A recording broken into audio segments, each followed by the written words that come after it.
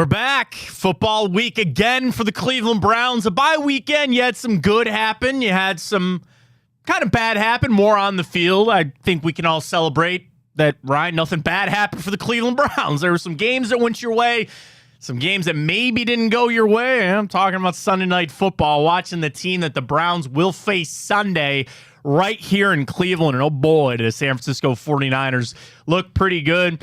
Scratch Jonathan Taylor off that list. Maybe another trade for the Cleveland Browns that could be picking up some steam.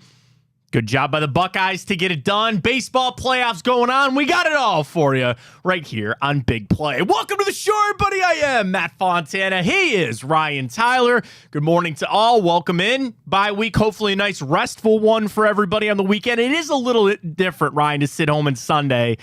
Like, wow, I can just kind of relax and you watch some games. Certainly, I think a lot of people reviewing the Ravens and the Steelers getting it done. Dude, Cincinnati had about everything that they could get there with the Arizona Cardinals. But nonetheless, they somehow pulling out their rear ends. We know Sunday Night Football. And the Browns are back to work today out in Berea. No updates so far in Deshaun Watson's shoulder. That's something that certainly has a big impact for Sunday and the rest of the season. But I said it going in. I feel it even more now. The bye came at a good time for the Cleveland Browns. They clearly needed it. Watson needed it for his shoulder. And I think overall this weekend kind of worked out. It worked out from the standpoint of the Steelers somehow, some way got that win over the Ravens. Good call, Ryan. Thank you. I was pretty confident there on the Ravens to get that done. And, dude, I wasn't discrediting how hard it is to play in Pittsburgh, but the Steelers, they brought the Ravens down to their level. And it's tough because I watched those teams, and the Steelers honestly looked like the Steelers team that we faced and lost on Monday Night Football, right? They looked a lot like the team that we played. Offensively, not very much until they needed it there at the end. Defensively, good. But the Ravens were the team that, I hate playing the revisionist history, but how did we lose to them? Like, if they would have had that offensive performance, I guess we only put up 3 points with Dorian Thompson-Robinson, so I get you take that for the grain of salt that it is, but damn. The good news is the division is kind of almost back to being reset, okay? When I looked at it this morning, the first thing you have two teams at 3-2 in the Steelers, and the Ravens, the Steelers, by being 2-0 in the division, lead right now. And now the Browns and the Bengals. Browns are 2-2, the Bengals are 2-3. So you kind of hit that reset button a little bit of where the Browns are at when it comes to the division. I think things played off fine. It would be nice if the Cards pulled it off against the Bengals. I didn't really see it. And we debated a little on Friday what would be better, the Ravens or the Steelers getting the win. Steelers get the win. Okay, fine. You bring the Ravens back down to earth. And the division, I think, is back to being wide open again. But then we talk about what we saw last night with the San Francisco 49ers. And, oh, my God. I mean, you want to read into maybe the Cowboys are not who we thought they were. I think that's obvious and clear. Ryan, they didn't beat them by 10. They didn't beat them by a touchdown. I mean, they throttled them. And that's kind of my fear with the 49ers as they get ready to come to town this weekend against the Browns. They seem to be a team on a mission. I've said that about Miami. KC to a point. You know, Buffalo lost. We'll go around the league coming up. But the 49ers, they are a juggernaut. They are an absolute juggernaut right now. Yeah, Kittle, 3 touchdowns. You knew Kyle Shanahan wanted to get that touchdown for Christian McCaffrey. And that is now becoming something where, what is it now, 14 games in a row that he has a touchdown, closing in on the NFL record. What's he got? I think he only needs 2 more games to set the record, if I'm not mistaken. Shooting from the hip, is it Jerry Rice? Take a quick Google. Google that for me while you're over there on the machine. Google that for me. So that's something that they are very thoughtful of. And there's questions to be had. Okay, could they be getting fat? Could that be something that the 49ers got that big win and they come into town little lackadaisical maybe? Are they going to maybe start looking past the Cleveland Browns? There's the trip that they have to make coming out east, which is never easy to do. All of that almost goes to the side for me because what I see is the best team in football. I don't think there's any question left to be had that they are the best team in football. The 2 undefeateds, the Eagles and the 49ers. And Lord knows I would love to have that as your NFC Championship game. That'd be a lot of fun to watch as a fan. But even today, the 49ers are different than anybody in the league right now. They are hands down the best team in football. Now they're starting to get a little edge to them, too. Because you hear these guys starting to say, you better start giving Brock Purdy his flowers. You better start talking about Brock Purdy here on how important he is. He has won all 10 of his regular season starts. It's the best start in NFL history. He was tied with a couple of guys that started their first 9 regular season games and won. He won his 10th last night, and they are rolling. Yes, the genius of Kyle Shanahan, that was here. Mike McDaniel came back up, too, because people forget, too, Mike McDaniel was on that staff with Kyle Shanahan here in Cleveland. Of course, they had to talk about Johnny Manziel a little bit. We'll get to that later in the show. But I want to post this as our Twitter question this morning. We'll do it at Matt Fontana Show. Drop us a follow on all the social medias. Ryan, I am remiss. I was not following our Instagram page, which I was pleasantly surprised to see has quite the little following right there, at Matt Fontana Show on Instagram. My brother-in-law sent me one of our reels. Like, our social team does a great job sending out the clips and all that. And he said, this organically came up in my feed. And I said, all right, we're getting some traction out there. So we're on Instagram, at Matt Fontana Show. Of course, on Twitter, where you can watch the show, at Matt Fontana Show. Facebook, YouTube, and of course all the replays and what you need on the podcast side of things as well as the Apple and Spotify. So we'll post this at Matt Fontana Show. Are you nervous for Sunday's game? Are you nervous for the Browns 49ers game coming up on Sunday? And when I answer that question, when I think about it, this is the ultimate measuring stick type of game. This is the ultimate. You are facing the best team in football. What's lacking for me is I know the Browns are not the best version of the Cleveland Browns. I'm not saying that there's not a chance they pull off some win, and what a win that would be. Man, what a win that would be. But I wish the Browns were in a little bit of a better spot because I get ready for Sunday, and it's not that I'm fanning scared, and it's not that I'm chalking this up as a loss already. You know the mountain you have to climb Sunday. It is a great opportunity to see where you stand, but it's also the Browns aren't the Browns right now, okay? I still think they're dealing a little bit with an identity crisis of not having Nick Chubb. That's got to get solved. Sorry, he's not coming back anytime soon. You have Watson coming off the shoulder, which I want to move on from, and we will. But I need to hear Kevin Stefanski a little later.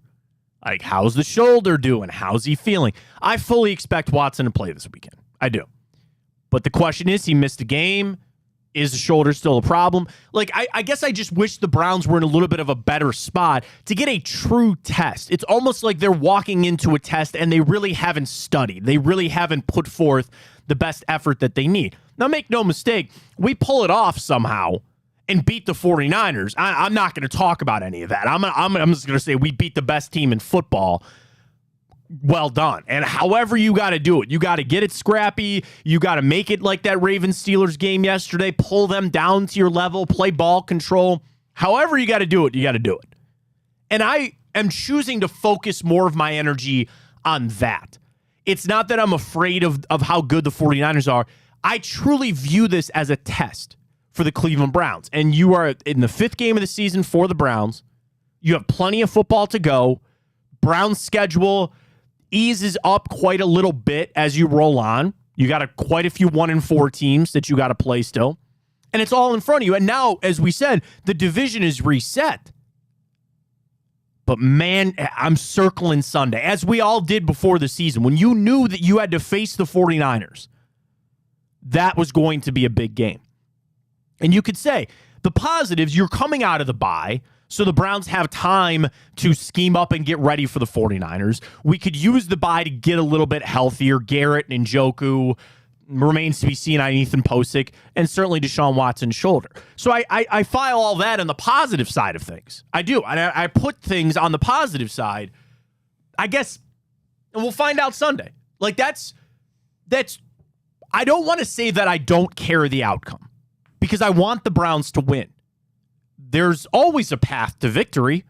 Sometimes it's really hard, and sometimes you need some things to go your way, but there's always a path to victory.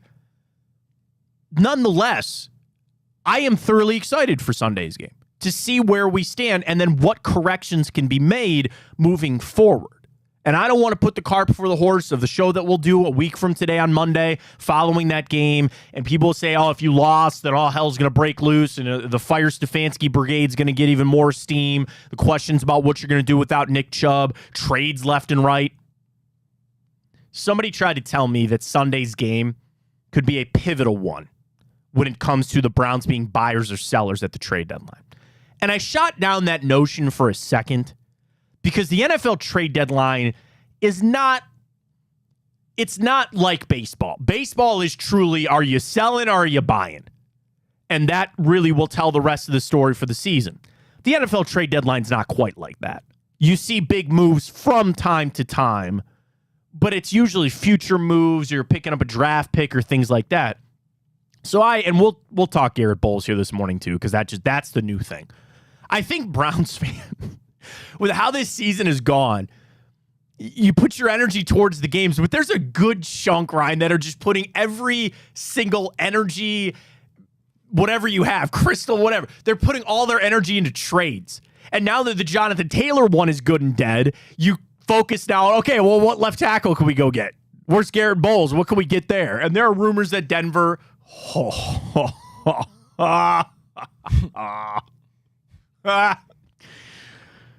What a dumpster fire the Denver Broncos are. And you could say, yeah, they're good. Go start snagging some of their good players out of there. Because, man, holy cow. Sean Payton. We'll get to it around the league. You blank around and you find out. He talked all that smack about Nathaniel Hackett. And a good job on Robert Saleh to rally that on up and get his guys to go out there and play for Nathaniel Hackett. Because that was big. That was huge of what the Jets did of beating down the Broncos. It could be like, even around the league. Look, Daniel Jones is hurt now. You're not the Giants. Anthony Richardson, that poor kid, they're going to kill his career, man. They are just, So you're not the Colts. Like, you're in a good spot. You're in a good spot. So I want to put that up as our Twitter question for Sunday. Are you worried about the game? Nervous, worried, however you want to put it. That's up at Matt Fontana Show. We'll vote on that coming up. The next thing is those tiers. When I talked about the 49ers, Ryan, they are almost on their own godlike tier right now, which is crazy because when you think about the NFL, they want everybody to be competitive and they want as many good teams in the tier, however you want to do it, right? However, 1 through 5, you have 5 different tiers. It is to a point that I think the 49ers are in their own tier, separate of Kansas City, separate of Philadelphia, Miami, I guess Buffalo. We certainly know it's not Dallas anymore. They are in their own stratosphere right now, which again is tough because we got to face them on Sunday. It's impressive to watch what they do. So if you will allow me for a second to put them in their own godlike tier, let me do that. All right, let me get ill-prepared for the show. You ever steal a pen and just say, this pen is amazing, and you don't let anybody else get it? This is my pen. It's a great pen. I don't even know where I got it. Whitey's Premium Chili. I don't know where I got it. Shout out to them. It's not Skyline, so we're on board with Whitey's. By the way, that callback to that Christian McCaffrey. So he scored in 14 straight. Oh, yeah, thanks. So that's tied right now for the record with Emmitt Smith. Emmitt Smith, okay. So if he does that to us against Cleveland, he will have the record. By the way, I liked that Sunday night intro last night with Emmitt Smith and Jerry Rice kind of going back and forth. I liked it. I liked it a lot. All right, here's our picks. I didn't even do that. We'll do that later. So here we go. I'm going to tier this out. So if I have the 49ers on their own godlike tier, I'm going to put them at number 1. Number 2, shout them out as I get them. Kansas City, Miami. Would you put, Philly. We got to put them there. Would you put Buffalo in tier 2? They just lost. I know it's London. They're 3-2. I don't think they deserve to be in tier 2. No. I don't think the Ravens deserve to be in tier 2. Chargers are not. Can't put the Cowboys there. The Detroit Lions. Oh, put them in there. They got to be in tier 2. Good for them. Seattle's 3-1. I don't think they're tier 2. So again, tier 1, 49ers, tier 2, KC, Miami, Philly, Detroit. Tier 3, that's where I will put Seattle. That's where I will put Buffalo. That's where I will put Baltimore. Got to put Tampa there. Jacksonville. I'll give you Jacksonville. I think we have to put Dallas there. I think it'd be a disservice to not. Did you say the Ravens yet? Yeah, we'll put them in there. Chargers. Sure. I can't put the Colts there. I'm not putting the Texans there. Do you put the Steelers there? No. Do you put the Steelers? No, okay. No, I don't think so. We already put the Bills there. We're not putting the Jets there. Okay. So now, would you put the Browns there, I think if the Chargers are there, then the Browns have to be there. Really? Yeah. Okay. Because I almost think like a tier 4 here. And that's where I'm going to put Pittsburgh. That's where I'll put Houston. I guess I'll put Indy there, but I don't really think they belong there because their quarterback situation isn't great. Do you put the Commanders there? No. The Packers? The Falcons, who I think are fake and phony, even though they beat Houston yesterday. The Saints are 3-2. If the Packers win tonight, I would. Okay. Which I think they should. All right, so we'll put Atlanta there. We'll put New Orleans there. Rams, I think. And then again, you're talking about tiers 5 and 6 where like the Vikings suck, the Bears suck, the Panthers suck, the Giants suck, the Patriots. Whoo! Gets that around the league. So when I think about that, that's where it's hard for me to swallow that pill to understand that I am in a debate between 3 and 4. Because let me again list these teams. Seattle, Buffalo, Baltimore, Tampa, Jacksonville, Dallas, and the Chargers. Are the Browns in that group? Do you feel like they could compete with that list of teams? We've already faced Baltimore and know that. I don't think we have anybody else on that list on our schedule. Oh, no, we have Seattle because we have the NFC West this year. We have we do have the Jags this year too. Oh, no, we don't have Seattle. I'm sorry. No, we do. Sorry. Confusing myself. I knew we had Seattle. So on this list, you're going to face Baltimore again. You've got Seattle, and you face Jacksonville. So that's your test on where it is. But as I put that out there, I have a hard time even putting the Browns right there, which is tough. But I know that they could be better. I know that they could be a step better and potentially be in that Miami, Philly, Detroit. I mean, that's a pretty good tier of where the Browns are at. They don't need to get there to make the playoffs, by the way. That tier 3 is still playoff contending teams. Like right now, 49ers, odds-on favorite to win the Super Bowl. Tier 2, KC, Miami, Philly, Detroit. Those are championship game teams, AFC and NFC championship teams. And then tier 3 are your playoff contenders. And every one of the teams that I just listed are all playoff contending teams. That's where I think the Browns are at. The problem is, if I had to pick if they were closer to tier 4 or tier 2, I got to lean tier 4. And that's another reason why Sunday, almost regardless of the outcome, I want to see where the Browns stand. This is why I want to do this. Sunday will tell me. And I'm sorry to say that when I watch this game Sunday, it will formulate how I feel. Do we belong? Do we belong as a team that is a playoff contending squad? Games are different. Coaches will tell you they all mean the same and they're one in the win column or one in the loss column. We know that's not true. You play a slappy, crappy type of game against a bad team and get a win, that's not going to make you feel all that great. You go out there and play well, and moral victories be damned. But that will tell me at least where the Browns frame out in this. This will tell me where I think the Browns kind of slot in to the rest of the AFC. So to our question of, am I nervous for Sunday's game? I'm actually not. Like, my energy is truly towards, I want to see it. I want to see what this team is and who they are. Is Sunday a true test of who the Browns are? I don't know, because of all the things surrounding them, all the injuries they've had to face, Watson with his shoulder, all of that. But you are facing the cream of the crop. You are facing the team. I can't do Randy Macho Man Savage, but the cream. You ever see that promo, Ryan? Have you ever seen that from Randy Macho Man Savage? I haven't, no. After the show, don't do it now. But after the show, Google Randy Macho Man Savage cream of the crop. Okay. Oh, yeah. And he just pulls out a bunch of like creamers, like coffee creamers. It's great. The 49ers are Randy Macho Man Savage. Not a wrestling guy, so I don't know where the Browns kind of fit into that. Give me some B-level wrestler from the 80s. I couldn't tell you. I got nothing for you. So they are the top. They are who you want to be. And you will find out how far away you are. For the good or the bad, for the rest of the season. So I'm not nervous about that. I'm actually excited to see how it goes. And we'll find out as the week goes on to try to find a way of that path to victory. Because the other thing about the 49ers, Ryan, there's not been many games this year that you see a path to victory. Like watching teams that they have played that you go, they really had something working there. Their closest game was the Rams, 30-23. And that was all the way back in week 2. And if you want to tell me that the 49ers schedule has not been the toughest, Steelers, Rams, Giants, Cardinals, and the Cowboys. I think there's 2.5 legit teams there. The Steelers, the Cowboys, and I'll give you half on the Rams. The Giants and Cardinals blow. So if you want to read into that, sure, fine. And maybe that's something you could sit there and say, but man, did they show a lot last night. So our Twitter question is up, at Matt Fontana Show. Drop us a follow there.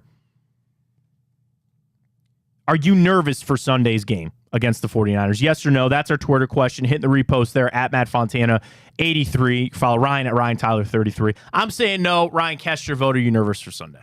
So I don't know if the word I would use is nervous. Honestly, it's a bit more of an excitement because I look at it as that. So like the 49ers defense is going to be insane. Fred Warner last night, oh my goodness, was he everywhere. Well.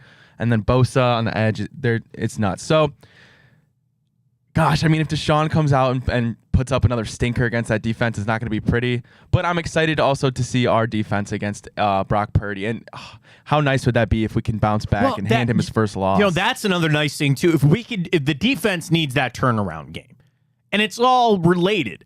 I think Sunday against the Ravens, when we lost that game, the defense went in a bad spot. That they were suiting up Sunday morning on that defense going, dude, if we don't play perfect here, we're not going to win this game. And that's hard to do. And that's revisionist on Watson when he couldn't play or if he didn't play, whatever. You start this week, last week, assuming that Watson is going to play. Temper that this week, by the way. I can't help it. Deshaun Watson, he better play Sunday. He better. I don't know how bad that shoulder is. I hope the rehab's going well. I hope all the treatment, but you need him Sunday no matter what. So you hope that the defense can get right back on track. Yeah, the issue is that you're facing Brock Purdy. So who ever thought we'd be saying that? Ooh, we're facing Brock Purdy. Ooh. You want to know the scary thing, too? They're doing all this without Deebo Samuel even being Deebo Samuel. They don't even need him right now. Like, dude, we're just going to give it to McCaffrey. And when McCaffrey starts slowing down, all right, we'll start giving it to Deebo. That's fine. Forgot about Kittle.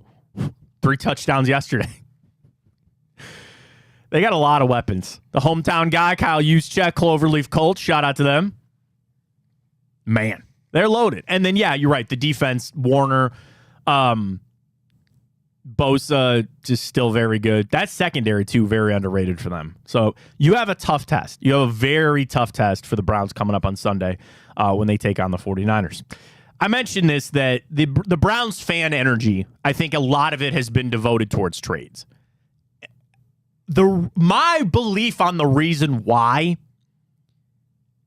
is because we can't focus on the team for some reason. We were dealt a major blow with Chubb going down.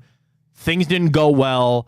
And we just, as a fan, we are not yet to a point where we can just solely focus on the team. Like, go ask a 49ers fan what they're focusing on right now. Their focus is on demolishing every opponent that they play and going to the Super Bowl. You go ask the Carolina Panthers what they're focusing on. Draft, mock drafts already probably out. Watching college to see when Marvin Harrison's going to fall to them or whatnot. And they want a trade too. The Browns are a team that we are such a loyal fan base, and the fan base is so tuned in on things. They consume. We have a thirst for the Cleveland Browns, where when we can't necessarily focus right on the team, we need to find other things. What does that become? The trade market. And it was all about, okay, you lost Nick Chubb, go get Jonathan Taylor. That's out. He signs that deal. Did not see that coming with the Colts, but good for them, I guess. And now it's Garrett Bowles. Garrett Bowles, the left tackle for the Denver Broncos. Things are obviously going bad for them. And he's playing okay. The true root of this problem is Jedrick Wills, where Wills is in a dangerous spot where he has been labeled. And you cannot, it's very hard to buck that label. In football, in professional sports to a long time degree, when you get that label, you can think about how many first round picks get multiplied, even when they're a bust, they get another opportunity because they were a former first round pick, right? Jed Wills is on the exact opposite end of that spectrum, where the vast majority of people out there have labeled him a bust. And I almost say there's nothing that he can do to shed that label. So fans will be overly critical watching him play and don't want him to play for this team anymore. The other issue is he plays offensive line. This isn't a wide receiver that if he goes out and puts up 300 odd some yards or pulls a Jamar Chase, you start feeling a little bit better. He's a lineman. What's he going to do? What's he going to do? And the thing about a lineman, you don't remember the good plays. You only talk about the bad ones because that's when your quarterback's getting sacked and they go, oh, Jed Wills got beat again. And we saw what Nick Bosa yesterday, right? Where the Cowboys going into that game, they couldn't talk about it enough that the Cowboys' offensive line was finally intact. For the first time since 2021, Dallas had their 5 starting offensive linemen as they projected it to be out there and on the field. And when they're on the field, they're pretty good. They're pretty good. And Tyron Smith, even for at his age, is still very good at what he does. You know what they did? They just moved Bosa. That's the other scary thing, too. They moved Bosa around. He'll go to the right, and you're going to have to face DeJuan Jones. He's going to go to the left, and you got Jed Wills. So it's almost to a really hard point for Jed Wills to shake that label. But, come Sunday, and he eats up Nick Bosa, maybe I'd start feeling a little bit better. But that's where this all creates. This is all where this Garrett Bowles stuff comes from. Folks are not trading for him. They're just not. And it's not because he wouldn't be an upgrade. It's you have guaranteed money for Jed Wills. Whether that was a mistake for Andrew Berry, which I can't say this enough. I just let it go. Let it go. There is no trade to be had right now. Unless you get somebody to eat up Jed Wills' contract. Unless you somehow go to the Denver Broncos, who are clearly going to tank now. They have no choice but to. And they'll bench Russell Wilson at some point. Sean Payton's just going to sit back on his pile of cash like Scrooge McDuck and laugh.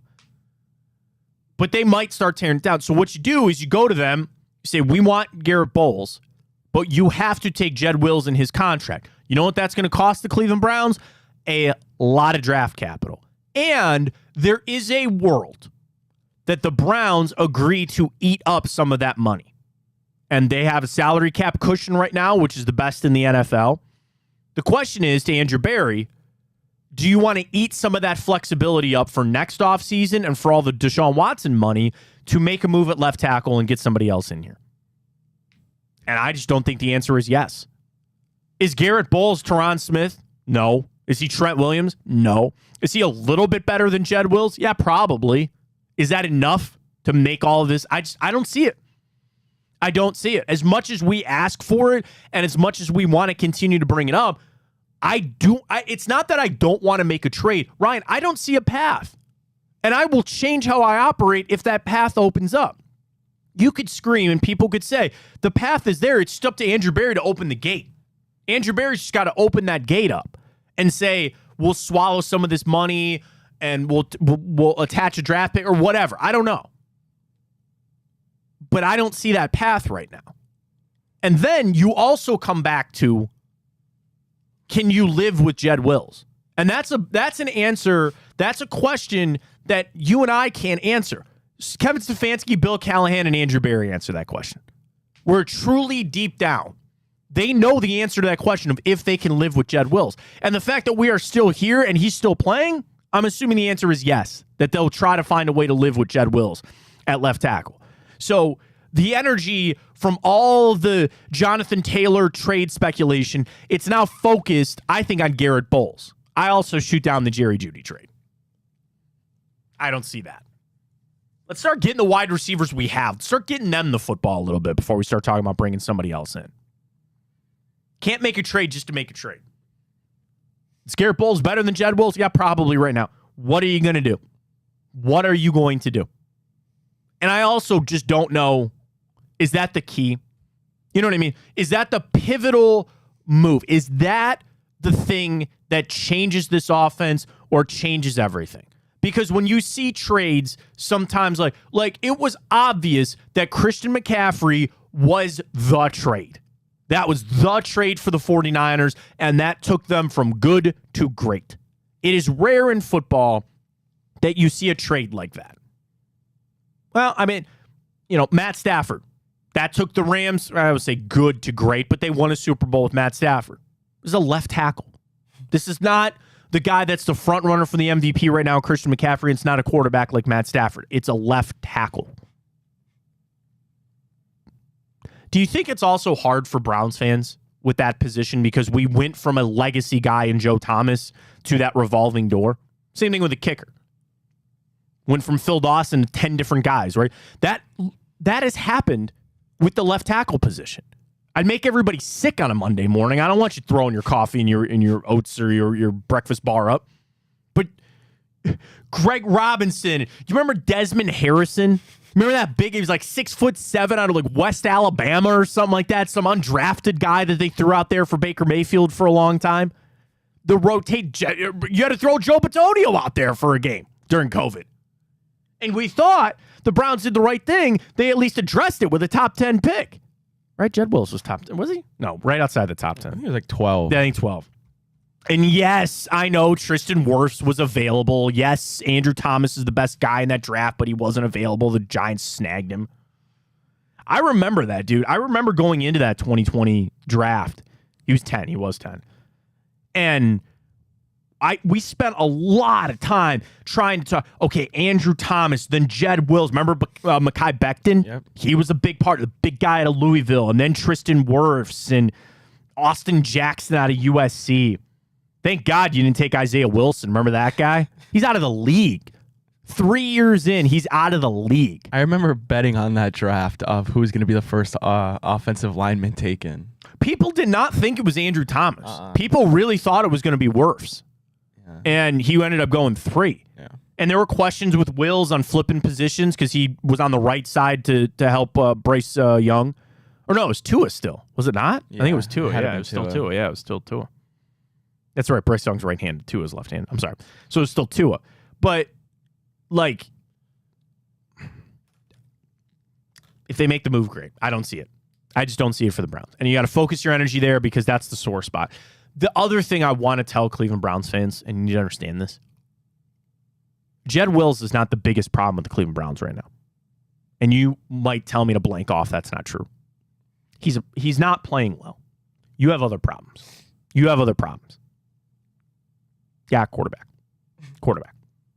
And injury aside, Deshaun Watson's played 3 games and only looked good in 1 of those games.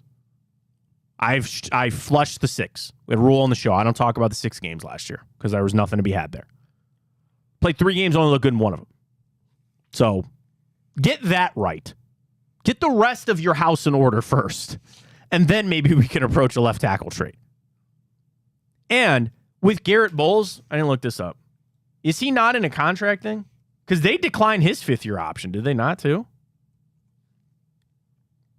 Oh, no. I'm sorry. He signed a 4-year, $68 million contract.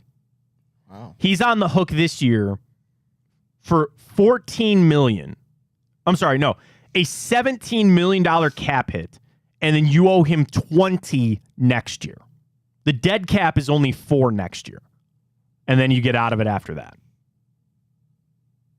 Man, Garrett Bowles is already 31. I thought he was younger than that. But anyway, you'd have to pay. I'm writing it off. Prove me wrong. Prove me wrong, tell me I'm wrong, but I don't see the Browns making that move. I don't really see the Browns making any big moves impactful for the team right now. All right, our Twitter question is up at Matt Fontana Show. We're asking everybody, are you nervous for Sunday's matchup against the 49ers? Both Ron and I say no. It's not a nervousness. It's almost an excitement of where the team is at. You get the measuring stick game. We'll get to that coming up. I do want to talk about Watson's shoulder. We'll dive into a little bit of Buckeyes. Well done, Ohio State. Good job getting the cover if you had him at 19.5. If not, you got the push. Mario Cristobal. Holy cow. I totally forgot about that. Oh, I didn't, Ryan. Because I lost $115 on a parlay because of Mario Cristobal. Serenity. What an idiot. That's the worst play call in history. What was that? Holy God. How does he still have a job? Then, okay, for those that don't know, Miami shouldn't even been in that game with Georgia Tech. Georgia Tech gave everything that they had. Miami of Florida scores, regardless, so it was 4 minutes left to play. Miami takes the lead. Georgia Tech turns it over. They have it. They get first downs. All Miami had to do was take 2 knees. There was a minute 20 left in the game. They had second down and no timeouts for Georgia Tech. You take 2 knees and the game is over. They run the ball and everybody goes, wait a minute, that's weird. Then they run the ball again. Running back fumbles 2 plays later with 1 second left on the clock. Georgia Tech scores a touchdown. Did you then see, Ryan, that all year in kneel situations, Mario Cristobal was running the ball. Now, those were blowouts. One was a 43-3 game or something like that. And instead of taking knees, he's still turning and handing the football off. Tim Hasselbeck was ruthless on the broadcast as he should have been. That is one of the biggest coaching mistakes that anybody has ever seen. And it cost me a parlay. So what I've been doing on Tipico, Big Play 150, use that code, is there were 2 bets that I liked for Sunday. I liked Georgia minus the 14.5, not a question at all. And I liked Ohio State minus 19.5. I just sweat that one out, but they got it. So then what I like to do is those are my 2 bets. Just go grab a bunch of giant money line favorites. Ohio was playing Kent. I think the Bobcats were minus 5,000 to win that game. So I took 7 or 8 other games that were just massive favorites. USC was one of them, and they had to go to triple overtime to get a win, but they still got a win. Don't take the spread, just take money line, and then what you do is you're boosting your odds on what my 2 true bets were, Ohio State and Georgia. Well, that's how the sports books make their money, right? Because I got screwed by Mario Cristobal. That's why I don't parlay. I had people tell me for a long time that parlays are for suckers, but I enjoy a parlay. I don't know what to tell you. Let me tell you about Tipico, though. Get signed up. We got our Monday night bets for tonight. Raiders, Packers, had a good night last night. Called the 49ers. I actually took them on an alternate spread last night. I got them at minus 6.5. Not even close. I was feeling real good last night. Get signed up with Tipico, folks. Baseball playoffs are going on. I've sworn them off, but I'll dip my toe back in that water eventually. Basketball around the corner. You like hockey. You're a big UFC fan. Fight night this past weekend. Whatever you got, Tipico's got it for you. Get signed up with code BIGPLAY150. You deposit $50, get $150 in bonus bets, and when we go to break, you'll see the promo code. You can scan that QR code, get signed right up with Tipico. I love their interface. It's a super easy app to use. College football, because now also with the Maction, we have football on Tuesday and Wednesday nights now. And for me, I'm in a point in my life where we have a 3-month-old, and I hold her most nights, telling me I'm not going to throw $5 down on a little Maction on a Wednesday night and sit back and watch the game while I hold my daughter. Hell yeah, I do. Tipico. Big Play 150 is the code. Get those bonus bets, too. They are the best. I had a buddy hit a big parlay this weekend on a bonus bet. Because the other fun thing about the bonus bets, you can go a little crazy. Shout out to my buddy Paul. He hit a plus 7,000 parlay over this past weekend. It was all pro football. But he goes, dude, I had a bonus bet. You throw that down, you can get some big cash there. Build that bankroll. Tipico, Big Play 150. Terms and conditions are on the website. Check them out there. If you have a gambling problem, call 1-800-GAMBLER.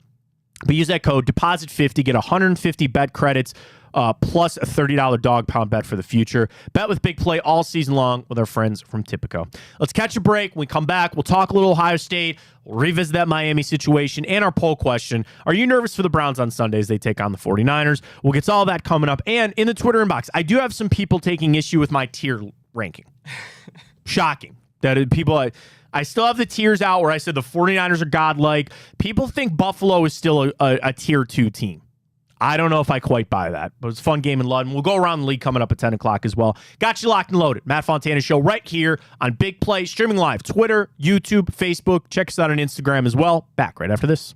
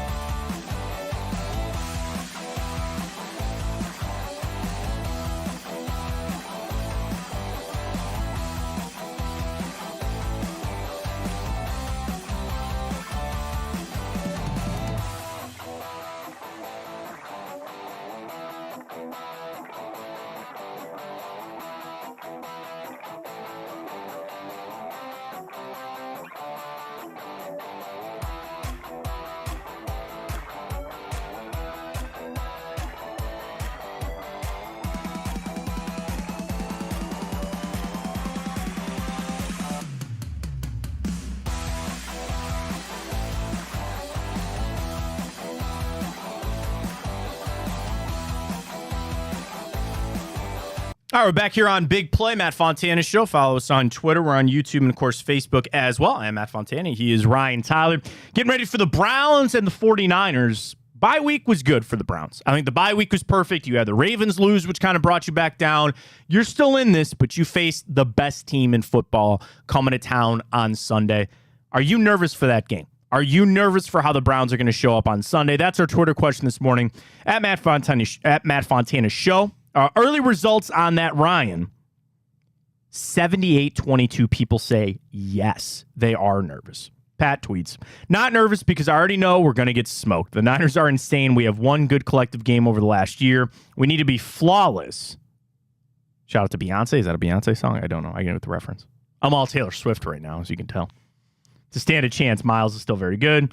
Shout out to Always Positive Jay. He said it's going to be really bad. Justin tweets, it'll end one of two ways. Either we fire the coach or we're going to the Super Bowl. What's there to be nervous about? That's the other thing, Justin. Like, I want to guard against that if Sunday goes bad, we can't do that. I don't try to fan scared, but you got to understand that if it goes bad on Sunday, do not start calling for Kevin Stefanski. Don't start sitting there saying the sky's falling. Like, we need to go into the game understanding that, because the 49ers are a different breed right now. But unfortunately, we're Browns fans. That's kind of what we do. Mike tweets, I'm expecting to win. That's why Browns traded for Watson, right? Let's talk to Deshaun Watson for a second. So the bye week, for a lot of the reasons that were good, hopefully is one of Deshaun Watson's shoulder. And I am moving past the whole, he was going to play, not going to play, his players thought this, the drama, the shoulder drama around it. I'm done. We're going to move forward. I am now just talking strict football. And is this something that will be a lingering injury? Is this something that is going to hurt Deshaun Watson for weeks and just won't ever get right? Once an injury starts during the season, it is rare that it heals. Joe Burrow still didn't look great in that Cardinals game yesterday. It's not drama. I want to make this clear. This is not shoulder drama. What is the severity of Deshaun Watson's injury? We know that he was medically cleared and structurally it's okay. I'm assuming that it is a really bad bruise. We've all had those ones before. Like, it just, I don't say a bone bruise, because usually that's in your leg. Kenny Pickett had to play with that yesterday. And those suck. Those are terrible. I'm assuming it's a really bad bruise in his shoulder. And they can classify injuries like grade 3 sprain and stuff like that. Well, how bad is the shoulder? Is it really been cleared out and flushed out? Or is this something that throughout the season they're going to have to manage and kind of, and again, I'm just talking football. I'm talking strictly football X's and O's. And is it going to limit what Watson can do Sunday? Can he throw the deep pass? I would love nothing more. And I don't think we'll get it today. But come Wednesday, Kevin Stefanski to come out and say, you know what? Deshaun Watson's good to go. He practiced. He looked good. The shoulder's responding. Great. Go Browns. Awesome. I want that. I need that. I don't know if I'll get that. And it could all come and unravel with one hit. Scramble, trips, I don't know. I'm just talking football. The rest of the stuff I don't care about anymore. Just football. Is that shoulder good to go? Is this something that I need to be concerned about for the future? And I don't know the answer to that question, Ryan. The Browns might not know that answer. It might be a touch and go. Hey, one day it feels good, other day it doesn't feel so good. It's different when it's your quarterback and he's the biggest key to success. To Mike's point, if you have a fully healthy Deshaun Watson, you should be able to run with almost any team in the league. With the defense playing the way we expect them to, and a big rebound game for them certainly coming up. But when you have a quarterback like that, you should believe that you can put up points with anybody and stick with any team in the league. That's why Sunday, I have this thirst. It's not for my iced coffee, which is very delicious. I have this thirst, this hunger, if you will, that Sunday, I don't know, will quench it no matter what. And the thirst is belief that the Browns are good. Belief sometimes needs to be blind. The blind faith that we all sometimes have for the Browns. I want something tangible to jump onto to give me the faith that this team's going to be good for the rest of the year. I did not get that in the Cincinnati game. I didn't get that in the Pittsburgh game. I thought we were turning a little bit in the Tennessee game, but I didn't get that. And there was nothing to be taken away from that Baltimore game. Nothing. So I still have this 5 games into the season. And this is your greatest opportunity. This is your best opportunity to try to make that turn. And I'd love to have it. I would love for Sunday to be the Browns when Watson plays well, everybody plays well, and you vault yourself into contention. Right now, do you believe the Browns are contenders? I don't know the answer to that question. So when I sit here, I need something to just something to grab onto, something to hold on to. And I guess maybe Ryan, is it coming off like I already think they're going to lose? No, I don't think so. I mean, it's hard to, when we basically are going into this game with, I don't even want to say zero momentum. It's almost like negative momentum against the best team in football. You're stagnant. I think it's a good point. You're stagnant. So it's like you're going against the best team in football, so it's hard not to be negative. But at the same time, you got to realize, like you said, no matter the outcome of this game, I mean, if they win, then yeah, we'll be excited. But we know there's a good chance that they come out with another loss. It's important not to read too much into it. There's nothing to be nervous about. We're gonna get smoked. That's all. You're right. Like, I'm almost not gonna. I hate to say that, but because that's fanning scared. When you say I'm not going to take anything out of this game before it's played, that's you're fanning scared. You're fanning scared because you just assume we're going to lose, and I'm not doing that. I am truly and genuinely excited to see which Browns team shows up, which is another bad part of it when you can't tell and you don't know going into a game which team is going to show up or who's going to be there. That's your reason that you aren't successful, because you don't have the consistency to be the same team each week out. Probably say the same thing about the Ohio State Buckeyes. So they somehow get it done against Maryland. Close game in the first half. There's still questions aplenty. Ryan, do you feel better or worse about Ohio State winning a national championship after their win against Maryland? I already felt pretty low, so I guess I'm kind of the same. I don't know. College is so weird, especially Ohio State. We know there's always one game in the regular season that they just play down at the level of their opponent, and I mean, going into Purdue next week, I'm interested to see how they do. So I turn over to Bill Connolly because, again, Ohio State got an okay win against a Maryland team that, yes, was undefeated. Read into that for what it is. They were like the second team in the last decade to be 5-0 in a Power 5 conference and still not be ranked. So that tells you kind of where the Terrapins were at. They were undefeated and they still weren't ranked. But for Ohio State, like,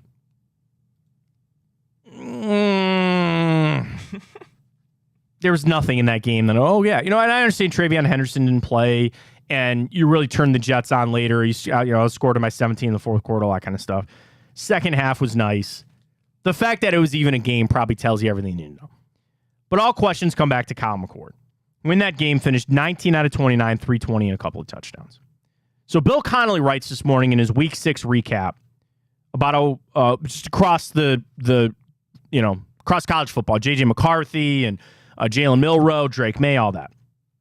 He writes about Kyle McCord. Is it ready to take the training wheels off? Kyle McCord inherited one of the easiest and yet hardest jobs in college football. On one hand, Ohio State's offense has finished 7th or better in the offensive SP plus rankings, whatever that is, for 6 consecutive years and annually possesses the best receiving core in the country. Put anyone behind center and they should be able to put up numbers. On the other hand, it's hard to replace guys of Justin Fields and CJ Stroud's level, and the bar is absurdly high. There you go. He also, obviously, remember, didn't win that job outright, and it was the split thing with Devin Brown. Okay, it's now his job. He is the starting quarterback, and Connolly writes, as I do too, or feel the same way, let him air it out. You can tell that this offense still is not running through Kyle McCord. They're trying to get it to Marvin Harrison and Mecca Ibuka. They try to run the football with Trey and M and trying to give it to Travion Henderson. Again, I know didn't play, but that's still the name of it. Let it go. You got Purdue this weekend. And this, I don't want to say might be your last opportunity, but this is your chance to let Kyle McCord be the quarterback you need him to be. It is in West Lafayette, so that's a tough place to play. I understand that. Purdue is 2-4. They're not very good. You have got to let Kyle McCord. You aren't going anywhere. And you might say that anyway. You're not going anywhere anyway. I know you're not going to go anywhere unless Kyle McCord becomes the best player on your offense. And that's crazy to say. Okay, not the best player. Marvin Harrison is the best player on offense, and that cannot be touched. Okay, I take that back. But you need Kyle McCord to be your second best player on offense. And there is an element that Ryan Day has limited what he does because he's a young guy, because you don't want him to make the mistakes and all that. But Sunday's game was just kind of like, nah. Or Saturday's game, excuse me. Nah. Okay, you got to win against Maryland. And the problem is that with where you're at in the Big Ten schedule, we got a couple of games like that before you get to your Penn State matchup and you really see what you got. I'll tell you this, the team that I saw Saturday for Ohio State, they're going to get smoked by Penn State. The team that I saw Saturday, like everybody said, I don't know how the hell they beat Notre Dame. Although, is Notre Dame fake? Louisville taking it to them. See, Donovan Mitchell was there. Donovan Mitchell took a lot of the Cavs guys to the Louisville Notre Dame game. Good luck there for Louisville bringing home Donovan Mitchell there. I didn't take much out of that Ohio State game. I don't think they're winning the national championship. I don't think it's crazy to say. I have concerns about Kyle McCord, but also big concerns with Ryan Day. You have got to start letting this guy throw. If he's your starting quarterback, you got to get it figured out. Then this Miami debacle, which, like, that is a borderline fireable offense. And I know Mario Cristobal, it's a big legend thing that he's back at Miami and they got him away from Oregon. You're telling me he wouldn't rather be at Oregon right now? Watching what what's his last name? Lanning. Dan Lanning's doing up there in Oregon. Miami was 17 in the country before that loss. They are now 4-1. They're fried. They're done. They're out. Was Miami ever going to go to the college football playoff? Probably not. They still have some big games coming up. But to lose that game in the fashion that they did, if it was Ryan Day, he would not have a job this morning. Completely and utterly inexcusable from what Mario Cristobal did. And there have been a lot of people that have written about that and brought it up to say that might be the end. From the standpoint, you won't forget that. Was that for an ACC championship game? No. Was that a top 25 matchup? No. But the stink that he has on him from that will be borderline. You're never going to get that off. How does he face his team? How does he face the fans, the organization, so to speak, of Miami? Like, it is so insane where you had to take 2 knees to win that football game, and you don't, and you lose to Georgia Tech. Am I angry because it cost me money, Ryan? Yes. It reminds me of when I play Madden with my friends, and the game's all but over, but they're like, dude, you come on, you're not going to take a knee. It's Madden. And you just go ahead and run a play anyway. Like, what was he doing? One of the biggest bonehead plays that you have ever seen. Now, if that running back holds on to the football, I still think people are sitting there going, what are you doing?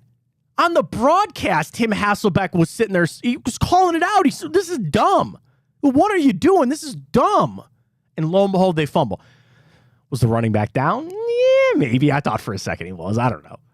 But how just insane was that? And then for Georgia Tech to turn around and score the touchdown, 44 yards with like 3 seconds to go. Holy cow. Just a blunder, absolute blunder there by Miami. Georgia looked fine. I figured they'd cover. Michigan, it's Rutgers. They suck. Florida State remains undefeated. Oklahoma! Did not see that coming. Texas, not back. Penn State idle this weekend. So is Oregon. Oh, is it Oregon-Washington this week? Is that game this week? I think it is. It is. 3:30 ABC. Wow, what a game. 7-8. Yeah, there it is. USC rightly dropped the spot, having to go to triple overtime against Arizona. How about this little stretch here for USC coming up? They have Notre Dame this weekend in South Bend. Should be able to win that. Top 20 against Utah. But 5 out of their last 6 games are against ranked opponents. Notre Dame, Utah, Cal is not. Dude, they go back-to-back Washington, Oregon. The second to last week of the season. It's third and second to last of the week of the season for USC. Somebody's coming out of the Pac-12. Somebody from the playoff is going to come from the Pac-12. I don't know who it's going to be. I think it's going to be Oregon or USC, excuse me. But there's some savory matchups coming up there. Wow, USC is Notre Dame's a favorite over USC. Let me guess. I didn't see it. 1.5, 2? Notre Dame 2.5. 2.5. Okay. It is in South Bend. Okay. All right. Yeah, I mean that's fair. That's fair. Brown's line is out by this morning. By the way, this morning only 3 for San Francisco. People were shocked a little by that. little respect, I guess. You're at home. You get the standard 3. So we get to all our bets there with Tipico. All right, let's go around the league. Let's recap what we saw on the pro slate. I will have our recap of all of our Tipico bets right here. We'll get to that when we return. Don't forget, it is Monday, so we got Reflog coming up a little bit later tonight right here on Big Play. We got you all covered, folks. Chico and I every single day. We're on 9 to 11. Chico 12 to 2.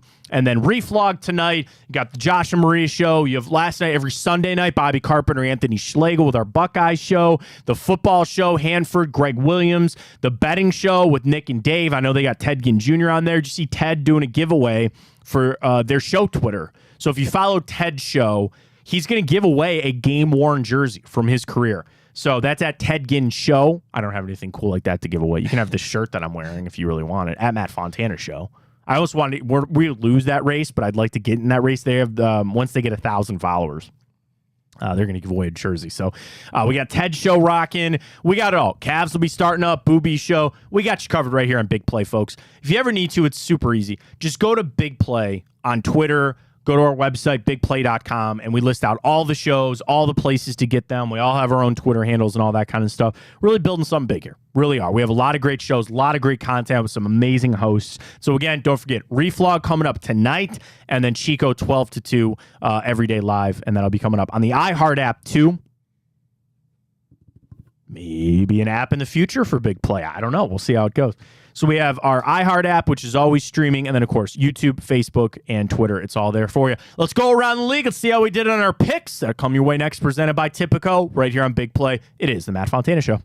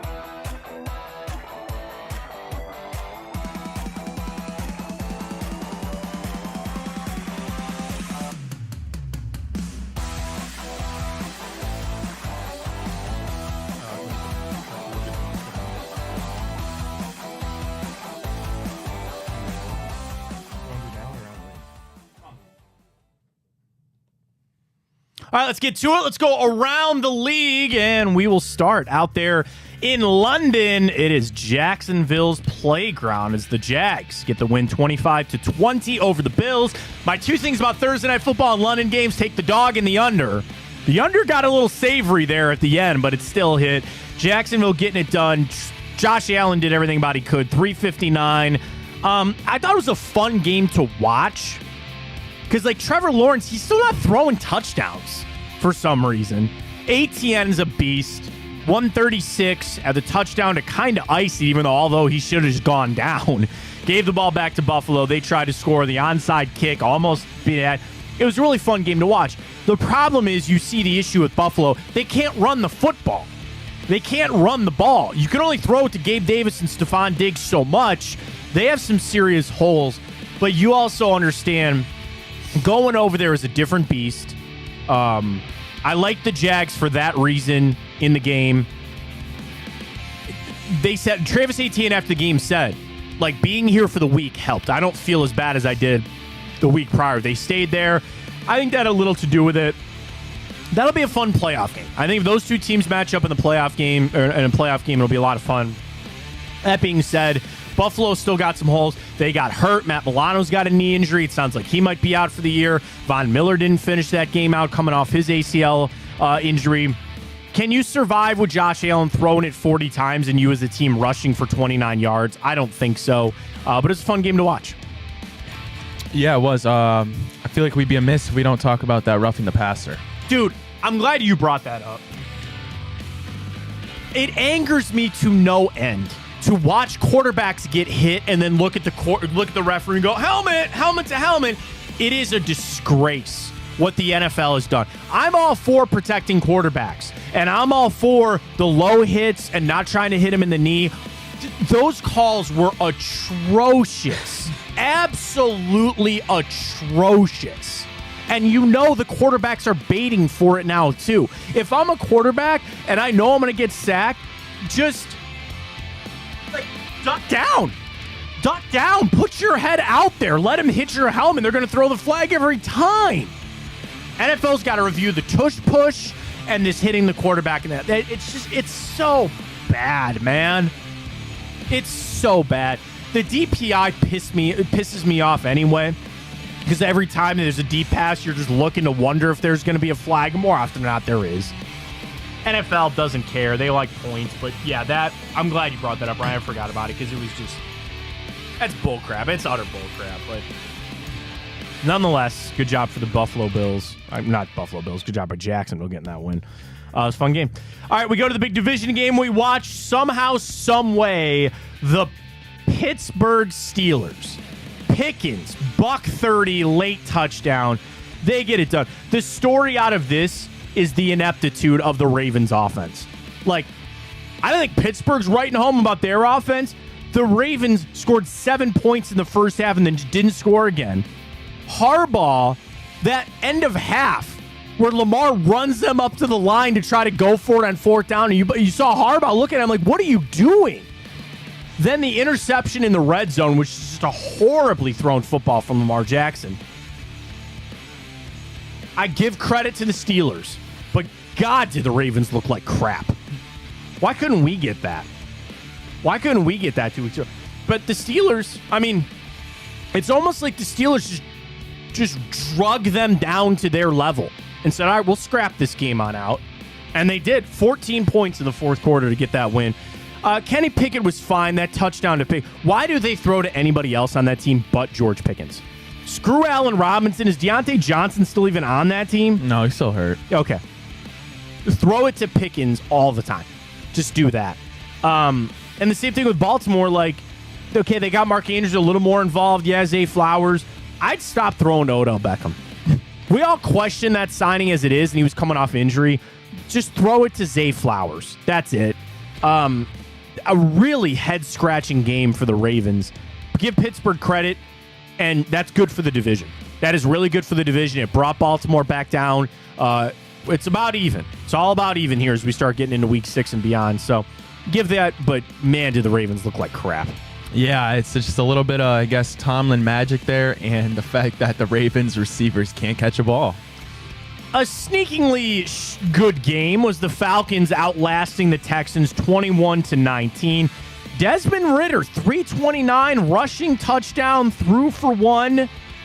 CJ Stroud, 249, so he didn't continue that streak of 300 yards, but still didn't throw an interception. Give credit for the Texans. They're fighting. They're still not going to be a playoff team. And the Falcons, I think, needed this win to stay relevant. They finally found Kyle Pitts.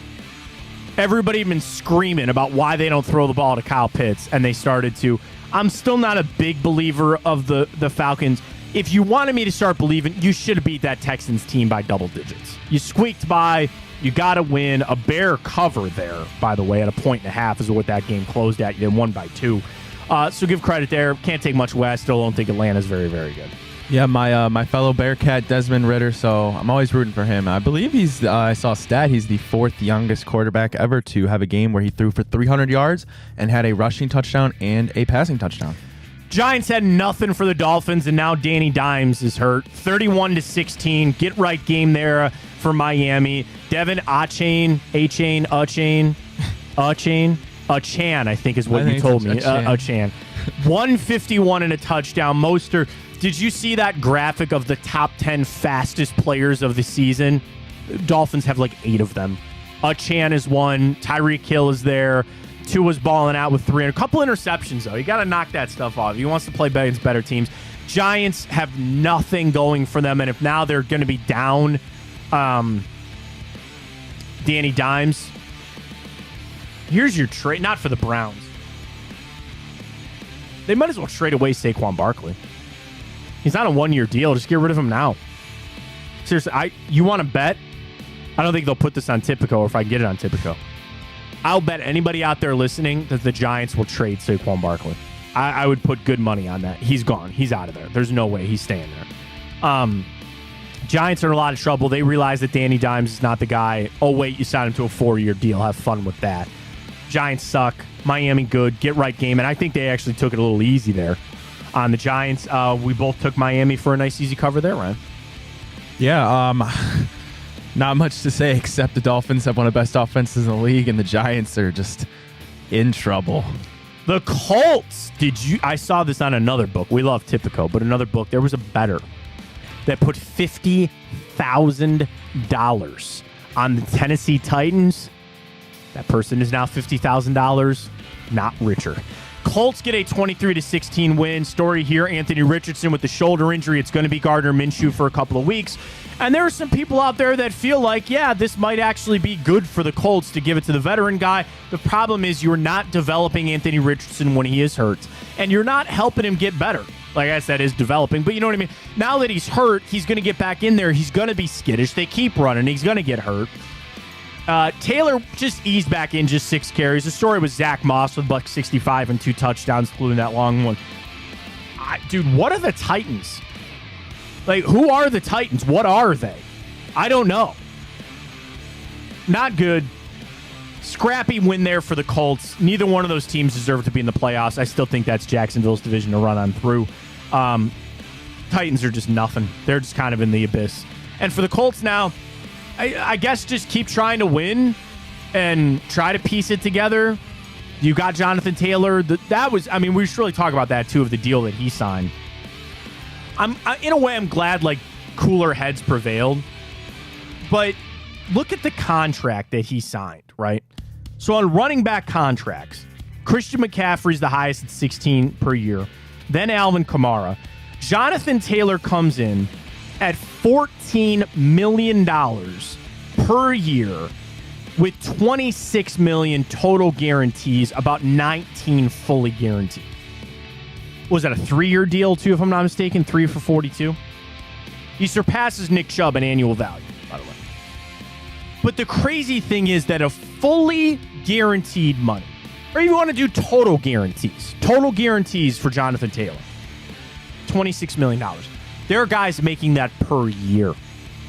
Still tells you about the running back position.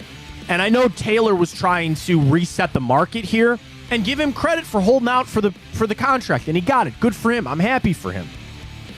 Still tells you running back is not a good business to be in. It's just not. And teams are going to continue to do exactly what Miami does. Here's Mostert and Achane. Philly. Yeah, we're running with DeAndre Swift for a little bit. Even look with Detroit. And I know Jahmyr Gibbs is injured. They found David Montgomery on the street. He's running just fine for them. Yeah, you have a team like the 49ers that has Christian McCaffrey, but they utilize him in so many different ways. The name of the game is to spread it around. And that's what the Browns have to do now with Nick Chubb being out. If only they had Devon Achane and Raheem Mostert. They don't. They have to figure out Kareem Hunt and Jerome Ford. The name of the game is still to just run the football around. But Colts, good win there for them. We move on to a really, I say shocking result, because it's not that the Patriots lost. It's that the Patriots don't even look like an NFL team, and that is with Bill Belichick as their head coach. Mac Jones is not the answer. Benched. Bailey Zappi in there. I tweeted this out. I want it on the record here, Ryan. Go sign Carson Wentz. Does Carson Wentz not reek of a Bill Belichick signing? Does he not? Yeah, I can see it. I'm going to bet you two things on today's show. The Giants will trade Saquon Barkley, and the Patriots will sign Carson Wentz. I'll put my bottom dollar on that. They have no other options. They'll run Zappy for another week. I know they come out after and they say, Mac Jones is still a starter. No, he's not. And especially with where Belichick is at, he only cares about catching Shula. So he will get whatever quarterback in there just to get him a couple of wins. That's all he cares about. So if he has a quarterback to win 2 or 3 games, he's not, I don't even think, really that interested in tanking for draft picks. Belichick's not going to be there long. He just wants to get past Shula. And I think for Robert Kraft, he will give Belichick, you have to. I know there are people that are saying, oh man, fire Belichick. Like, he's got to go. It's not him. It's Mac Jones. Okay, wait, Bill Belichick picked Mac Jones. He's the pseudo general manager. I get it. You have got to let Belichick finish this out, which, what's he, still 20 behind? I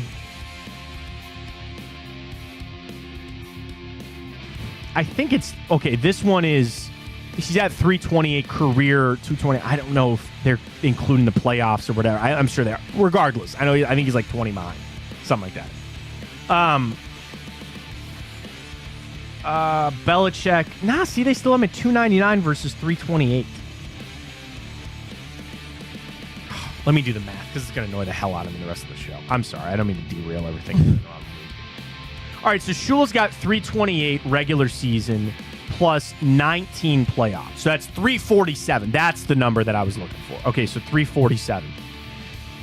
Belichick is at 299 regular season, 31 playoffs. He's at 330. So that's the number. He is 17 behind. It might take him 3 years to get that 17, but I don't think they're going to take that away from him. They're going to let him do it. And he will probably just kind of have to do kind of what the Colts did. Pull not Matt Ryan, but, pull Carson Wentz off the scrap pile, sign a Taylor Heineke one day or so, just cycle through guys just to try to accumulate the wins. And for Robert Kraft, do everything you can to try to get him the wins so then you can eventually get Bill Belichick the hell out of there. You can't fire him. You can't fire Bill Belichick. And I don't think he's stepping down. They'll get 3 or 4 more wins this season. And that'll probably be it. And they'll try to piece it together when they can. But that's it. Patriots are fried. Saints, okay.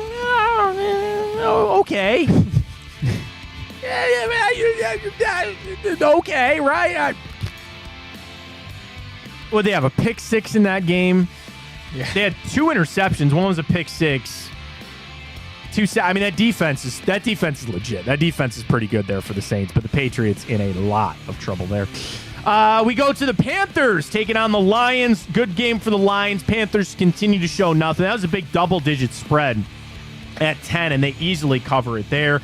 Story again, David Montgomery, 109. Jared Goff with 3 touchdowns in that one. Sam Laporta, they had that little razzle-dazzle there for the touchdown. That was just a nice, easy kind of just nice win there for Detroit. Leave Bryce Young out there. He only got sacked once through a couple interceptions. Panthers are playing it just fine. They're in position now. They could have the top 2 picks. Now, granted, the Bears got that win. Oh, no, other way around. The Bears. Right? because the Panthers had to give up all those picks to get Bryce Young. What am I saying?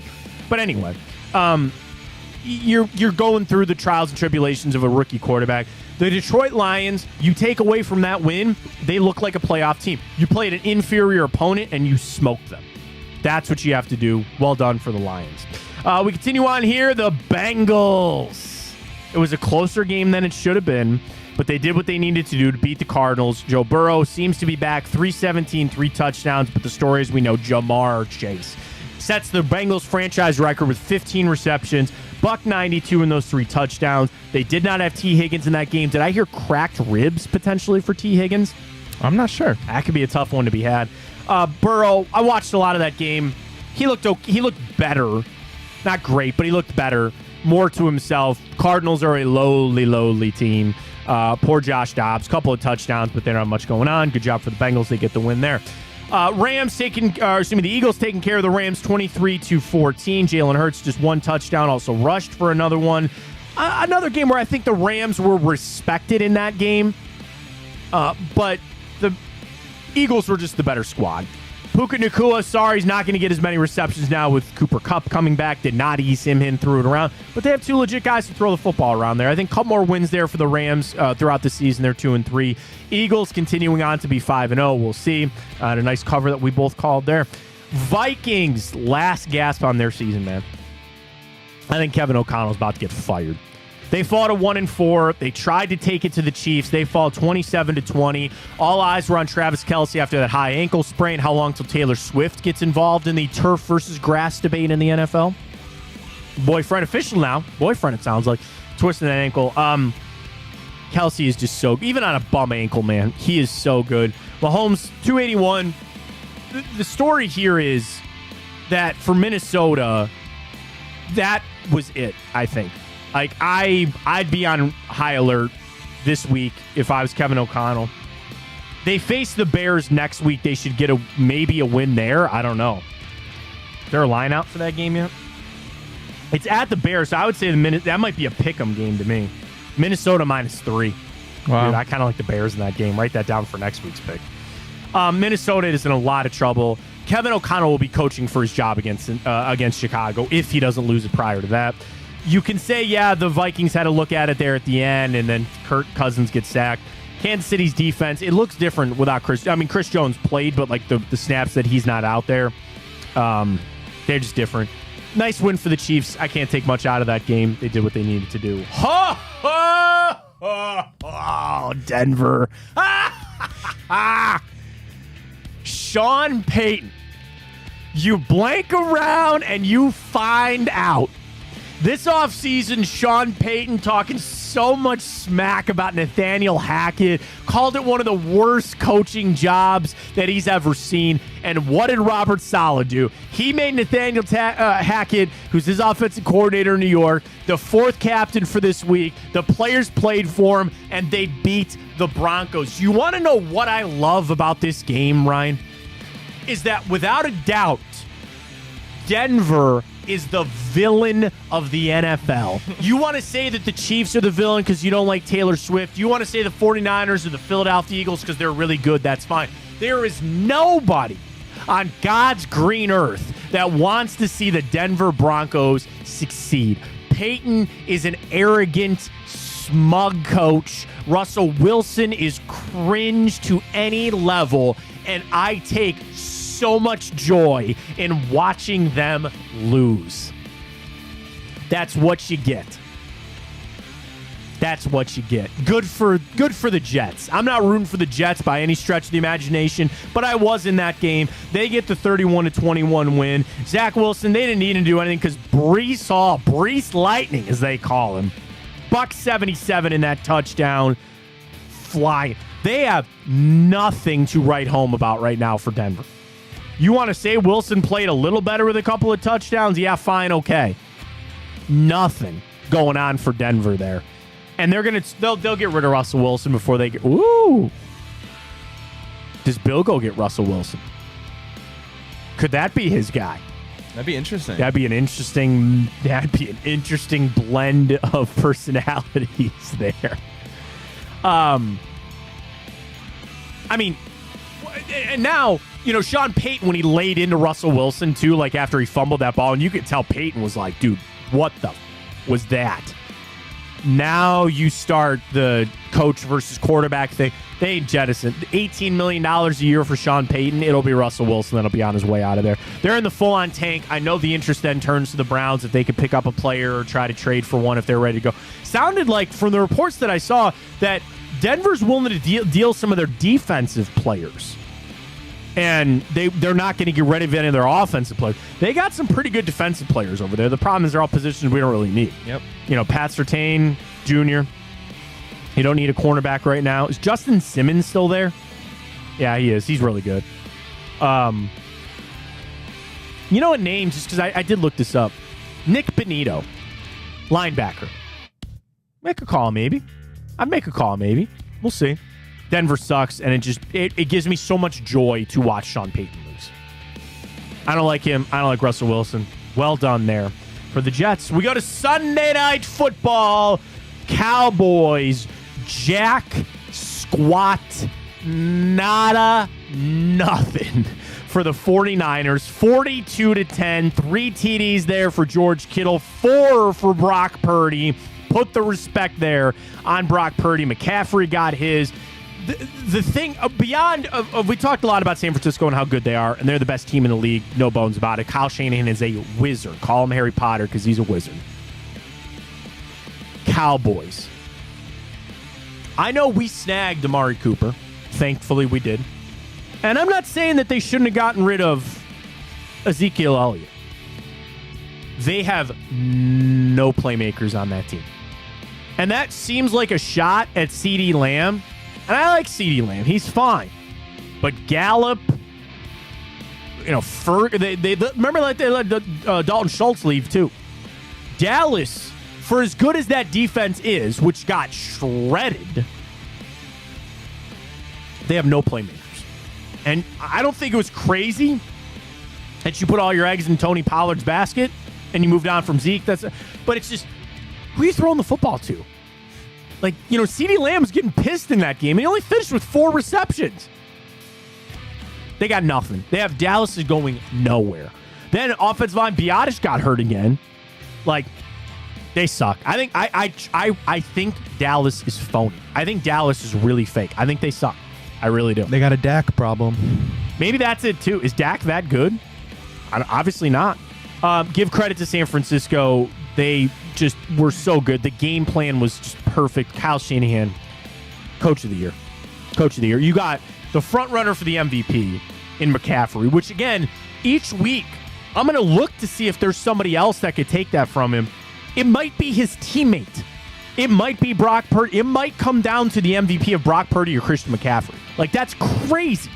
No other quarterback this weekend, which I'm always going to lean quarterbacks. It's a quarterback award to a point.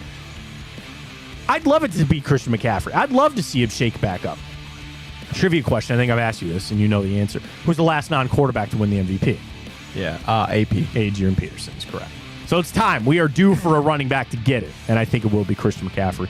We got our picks for tonight. We've got the Raiders and the Packers. We made our selections on Friday at a point for the Raiders. It has moved to 2 for the Raiders. Am I maybe going to flip my pick? Will you allow me to flip my pick? I don't know. We'll get to that later with our selections with Tipico. But when we return, we'll get into timeout. We'll tell you what happened this day in history. And we'll revisit the Browns. A lot of things to get to with them. Our Twitter question is still up at Matt Fontana Show. Are you nervous for the 49ers game this weekend? We'll get that coming up. Stay with us. Matt Fontana Show right here. Big play. Where you want it, how you want it, when you want it. Streaming. Twitter, Facebook, YouTube. Don't forget about our Instagram page as well. At Matt Fontana Show. We're back right after this.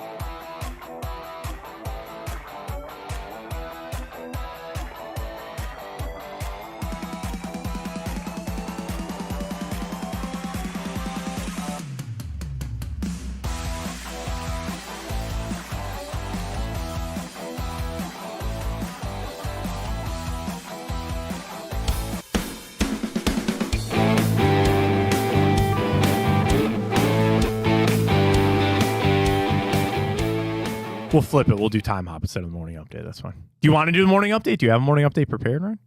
Oh, That's okay. I thought I clicked time hop. That's all good. Do you want to click time hop? You work really hard on these graphics. Let's do time hop. All right, let's do time hop. We're back. Welcome back. Go ahead. Yeah. Here we go.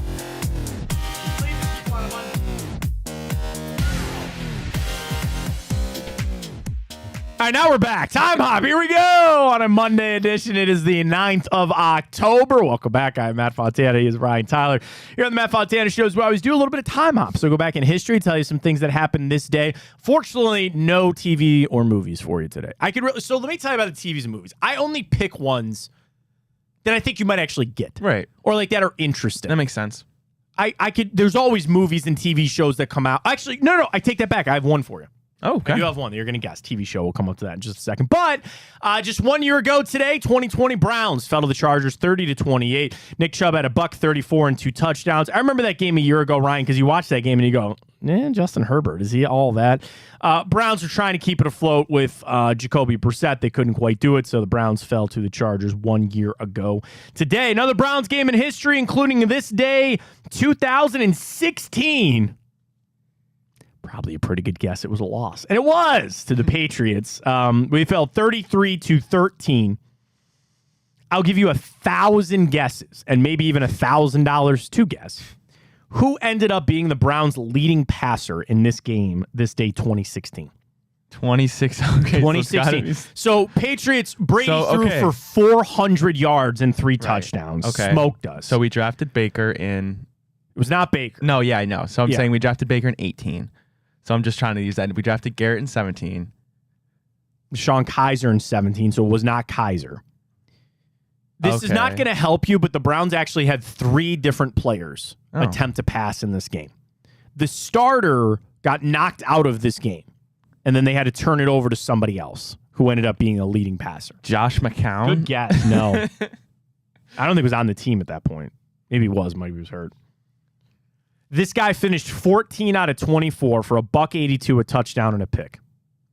So I'll give you a hint. Okay. Cody Kessler started the game. He threw a touchdown, then he got hurt and had to leave. Terrell Pryor also attempted 3 passes in this game. But it was neither one of them that led the Browns in passing this day 2016. Oh, God. What year was RG3? No, it was not RG3. Well, yeah, I think he was there that year, but he was hurt, I think. Oh, man. Yeah, he was there, but it wasn't him. Was Tyrod Taylor the next year? You know, he was Baker. Oh, I don't know, Matt. Clipboard Jesus. Charlie Whitehurst finished with a $182 for the Browns this day, 2016. Isaiah Crowell was your leading rusher. Barnage Hawkins, Andrew Hawkins with the touchdown. Pryor had 48 receiving yards. Holy good Lord. Were the Browns bad this day, 2016, when they fell to the Patriots. This day, 1986, the Phantom of the Opera opened in London. How many plays have you gone to see in your life, Ryan?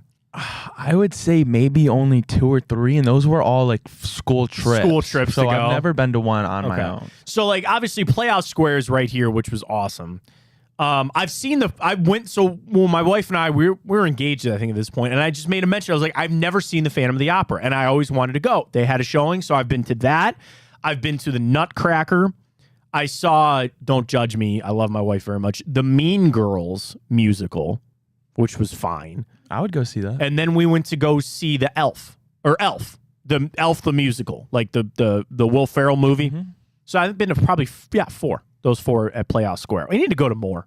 I joke with my wife, I'm only 34. I have a lot to get to retirement. Unless I hit that Powerball tonight, Ryan. I'll give you a slice of that action. Thank you. We have to show up to work tomorrow. If I hit the Powerball tonight, you have to keep up appearances. Okay. But when I don't show up on Wednesday, then you'll know. I can make that work. And I joke about retirement. I go, are we going to be like, I told my wife we should just get season passes and just go to Playoff Square. And I know a family that does. That would be really fun. And you just go all the time. So the Phantom of the Opera, which by the way, I liked a lot. It was awesome. It was really good. So open on Broadway, or in London, the play. This day, 1986. This day, 1938, the Cleveland Rams and the Chicago Bears played only one of 4 games in NFL history that were penalty-free. You're not getting that in today's NFL. Nope. I think they have a quota of defensive pass interference and roughing the passer calls. Which is so dumb. But I get it. It's We talked about it in the morning update. Like, the Josh Allen hits, they need to have common sense. Let me diverge from time hop for just a second. There were hits on Josh Allen that he knew he was going to get bailed out because helmet to helmet. And what the NFL is trying to avoid is this. Them putting their helmets down, lowering their heads, which is really what causes neck injuries, right? That's what causes neck injuries in the NFL. When you lower it and you compress it, all that kind of stuff. I get it. Here's the problem. You're still going to have inadvertent helmet to helmet. There was nothing egregious about any of those hits on Josh Allen. Not one. No. And the biggest thing is, too, they always look for, okay, did he put his body weight on him when they go to the ground? He literally went to the side and made sure. It was I do think they've relaxed that a little bit. Which is good. But the DPI, which is just insane that the quarterbacks can just chuck it up and get bailed out. So again, it was 1938, one of only 4 NFL games in history that didn't have a penalty on either team. That's not happening anytime. Holding, illegal contact, get out. I mean, it's what the NFL has turned into, which is insane. And here's the crazy thing. I think there's a world that it only gets worse. Yeah.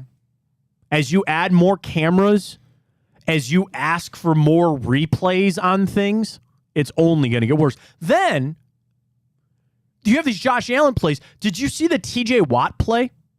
I think it was Zay Flowers. He punched him in the face. Go Google it. There's a play that TJ Watt drops into coverage, and I think it's Zay Flowers.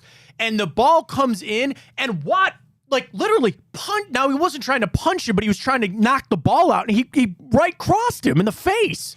He had a helmet on, thank God.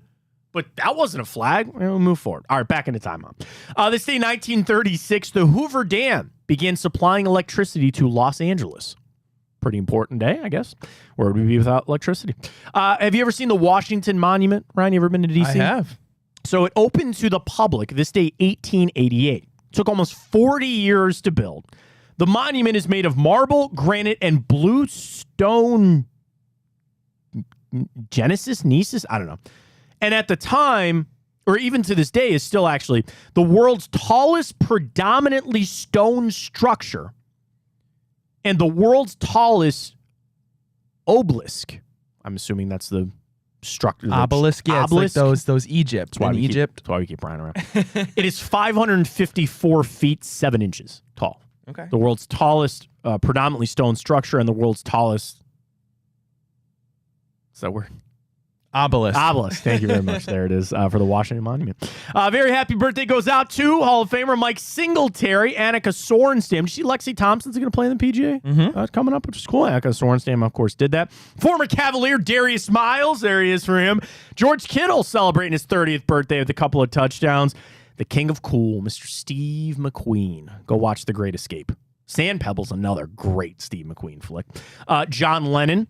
Bella Hadid, the actress, model, what does she do? She's a model. Okay, there you go. Eddie Guerrero, R.I.P. Steve Burns from Blue's Clues and Guillermo del Toro also. I pull him from everywhere, man. I pull him from everywhere. How much money do you think he made off of Blue's Clues? Probably a lot, I would imagine. Steve Burns. That's a big staple. Net worth. So he's back. They're back doing Blue's Clues, I guess. Are they? He gets an annual salary of $1 million.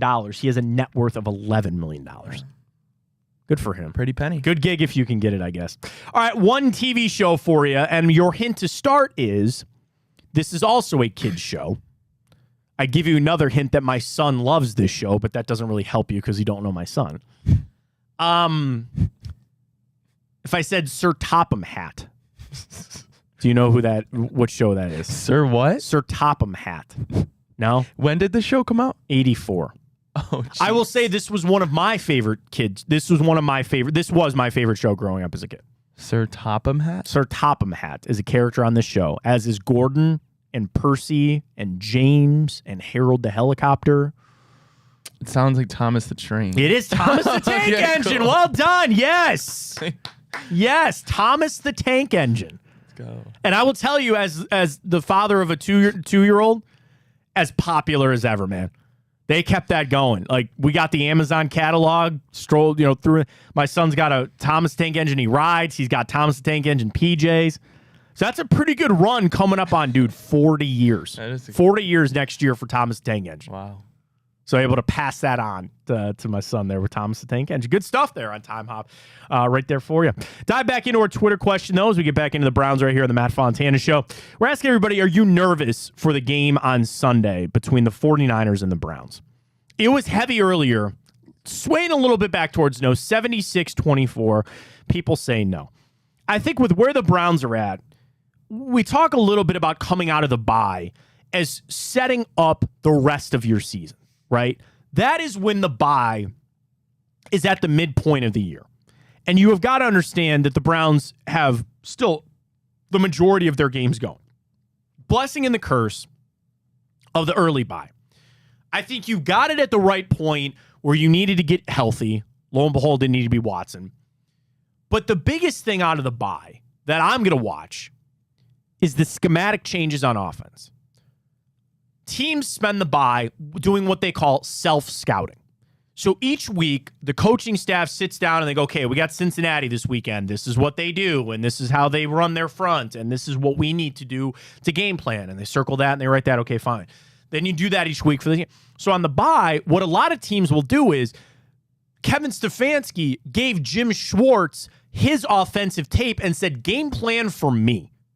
As the defensive coordinator, as the genius that Jim Schwartz seems to be at the moment, here's what we do on offense. How would you stop us? What are our trends? And you say trends are sometimes not a good thing in an NFL circle. When a team knows what you run out of this set, they're going to defend that. And they're usually going to defend it well. So that's where the self-scouting comes in. And then conversely, Kevin Stefanski will look at the Browns defense and probably be like, damn, I'm glad we don't have to play them because they're really good. And that's the self-scout. So as much as I talk about Watson on the shoulder and the injury, Ryan, I'm putting a lot on, maybe San Francisco and this really good defense, but even the rest of the season, I need to see a better offense. I need to see a better game plan for Deshaun Watson. And that got thrown around with DTR, right? Was that the Watson game plan? And I don't know if Deshaun Watson could have had success last week against Baltimore with the game plan that was being played if he was in there. You know what I mean? Like, it just looked bad from the start. So I'm going to start looking at it now with what is this offense truly going to be? Again, biggest issue is replacing Nick Chubb. How are you going to do that? And I said this, and we clipped it and sent it on our socials. And this was in regards to the Jerry Jeudy trade. Do you just go in and say, we are going to be a pass team? This is going to be a team that's going to throw the ball 40 odds sometimes. Because we always talked about, 25 was always a magical number. You wanted 25 passes and somewhere in the realm of 20 carries for Nick Chubb. In an NFL world where you're running usually 60 plays. There's your 40 of the 60 and you sprinkle in Kareem Hunter, all that kind of stuff. Now, you have very clearly, no matter what, you have got to skew 60-40 pass to run. Throw that out the window. There are coaches that live and die by a 50-50 split. That doesn't exist anymore. I didn't mean to throw that's my good pen. It's my good pen. Damn it. Can't be throwing my good pen around. Hold on there. You can't. I just did it again. You can't. Throw it out the window. You have got to throw that 50-50 ratio out. That's done and cooked and over. Kevin Stefanski probably spent the majority of the offseason and in training camp trying to get towards a 50-50 split. Now you got to flip it. Throw the ball. Then, you got to have balance. You got to give the defense some threat of a run. Kevin Stefanski has admitted you don't actually have to run the ball to give the threat of running the football. That's what play action is for. Then you talk about facing a defense that the 49ers have. Very tough. Very hard. But out of the bye, of all the things I want to see, Ryan, the health, all that kind of stuff, I need to see a better offense, and I need to start seeing it on Sunday. Yeah, I would say one of my biggest things is obviously, I would say the biggest two things I'm going to be looking at from a real analytical point of view, I would say, is one, how are we going to limit Christian McCaffrey, arguably the best running back in job. football right now? And then 2, stopping Nick Bosa and Dre Greenlaw. That is going to be a tough task for Jedrick Wills and company. And that is part of the offense. When you're starting to face teams that you know there's one game record, and you got to scheme up a way, whether it's tight ends or chipping or helping out Jed Wills. That's going to be part of it. And then Watson, like, it's all going to come back to him. And you could say defensively, this could kind of be a get-right game for the defense, too, because you had a bad game against the Ravens and you want to get right. I'm always going to lead offense. The NFL is a world that is built on your offense will take you places. Defense is nice, and they can kind of help you out with some things. But knowing that the offense is what is going to drive this team, that is what I need to see coming out of the bye. And now you are also in a position that if, and let's stay positive on this for a second. Let's say they figured it out. Let's say that the perfect storm happened. Watson is healthy, and they found some things to fix up this offense. You have 13 games left to make some hay here. You got plenty of games left, including a stretch of a couple teams at 1-4 right now that should be easy pickings. Get after it. Identify who you are. Browns offensively do not have an identity anymore. They lost that when Nick Chubb went down. That is gone. The identity of the Browns should be Deshaun Watson. Like any other team that's good, it's your quarterback. Well, 49ers, I think their identity is Christian McCaffrey. Their identity is just ass kickers is really what they are. But you have now put this back on Deshaun Watson. I established what your identity is. As much as we wanted it to be running the game, that's over. That's done. And I will tell you this. Save this clip. I would rather go down throwing the ball than trying to force the run. If we have to turn this into 8 carries for Jerome Ford and 5 carries for Kareem Hunt and 5 carries for Deshaun Watson, and he's throwing the football 40 times, I would rather go down with that ship than continuing to try to force the run when maybe it's just not there. Not just the running back position, but as we know how bad the offensive line has been run blocking, stop forcing it. And I'll have to eat crow on that one day when they do that and then they lose by 15 or 17 points or something and people are screaming about running the football. Well, no, sometimes you got to run the ball to eat, to salt away a game. Let me get to a lead in the fourth quarter first, for the love of God, please. And then I'll worry about salting it away. But you got to change the identity of this team, and that is what the bye week is meant for. There's also room, Ryan, for improvement to maybe Bill Callahan figured something out in this bye week on the run game. That's the underrated part of all this, too. I hope so. Yeah, that's been the underrated thing. For as good as the Browns' offensive line was at running, it's gone. It's gone. I just think Jed Wills ain't even doing that real well either. It's not even like you can hide it. Can we rotate tackles? Like, what if you just put offensive plays in where he's in there for this one play and then you bring somebody else in? What? Crazy world. This is insane. What if you had him and DeJuan Jones flipping every other couple plays? Jed Wills, former right tackle. DeJuan Jones is a rookie. Throw that on his plate. So what? You flip. Just put DeJuan Jones over there and you know you're going to run. I don't know. I'm just talking on my rear end. I'm mostly just kidding about that. But like you rotate personnel for other things. You put blocking tight ends in from time to time. You go ahead and throw somebody over there. Here's another thing, too. What a disappointment the tight end room has been. Has it not? Yeah. Njoku with the burns, and I appreciate him fighting through to play. But they have not been what you expected them to be. People raved about a breakout season for David Njoku. But I got to give credit where credit is due. Except I can't remember who said this. It might have been Matthew Berry. It might have been Field Yates. It was like a fantasy football person. And everybody that was screaming about David Njoku. Did you know, Ryan, that in Deshaun Watson's career, even when he's putting up those gaudy numbers, he has never once had a tight end have a 40 reception season? Never once. I'm trying to think of like who his tight ends were in Houston. He had like Darren Fells down there, former Cleveland Brown for a little while. Obviously, he had Jordan Akins there for a couple of years there at the end.